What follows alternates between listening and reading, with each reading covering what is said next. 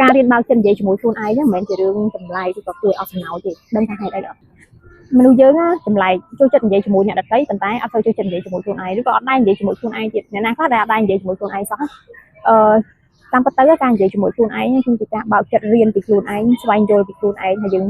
កំពុងតែស្ថិតនៅក្នុងស្ថានភាពអីយើងកំពុងតែគិតអីយើងកំពុងតែមានបញ្ហាអីយើងកំពុងតែមានអារម្មណ៍បែបណាអញ្ចឹងបើសិនជាអ្នកទាំងអស់គ្នាកំពុងតែស្ថិតនៅក្នុងស្ថានភាពមួយដែលតានតឹង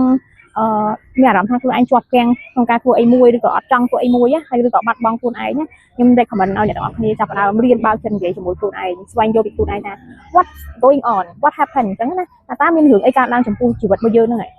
ខ្ញុំគិតថាការនិយាយជាមួយខ្លួនឯងការបើកចិត្តនិយាយការពិតជាមួយខ្លួនឯងគឺជារឿងដ៏សំខាន់បំផុតដែលយើងត្រូវធ្វើមិនថាយើងជួបទុកជួបសុខក៏ដោយគឺវាចាំបាច់ដើម្បីឲ្យយើងដឹងពីស្ថានភាពខ្លួនឯងដើម្បី move on ក៏យើងចង់ធ្វើអីបន្តទៀតកែប្រែទម្លាប់អាក្រក់ដោះស្រាយបញ្ហាឬក៏ចង់អភិវឌ្ឍខ្លួនឯងអញ្ចឹងហើយត្រូវរៀនចាប់ផ្ដើមនិយាយជាមួយខ្លួនឯងហើយកុំមានអារម្មណ៍ថាវាដូចមិនសូវទំនងដូចមិនអីអាហ្នឹងយើងជាការនិយាយជាមួយខ្លួនឯងយើងនិយាយជាមួយខ្លួនឯងយើងស្វែងយល់ពីខ្លួនឯងហើយវាជារឿងដែលសុវត្ថិភាពបំផុតព្រោះដោយសារតែយើងជជែកទៅជាមួយខ្លួនឯងអញ្ចឹងអត់មានអ្នកណាគេម្នាក់មកវិនិច្ឆ័យឬក៏ចាត់ទុកថាយើងគិតមកលើយើងបែបនេះបែបនោះអីអត់ទេអញ្ចឹង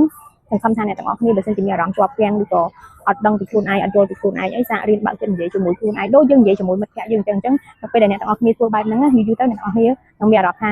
it's okay ពេលដែលយើងអត់មានមិត្តភក្តិឬក៏យើងអត់ត្រូវការនរណាម្នាក់យើងមានខ្លួនឯងដើម្បីជាមិត្តជាអ្នកកំដរខ្លួនឯងជាអ្នកដែលយល់ពីយើងខ្លួនឯងយើង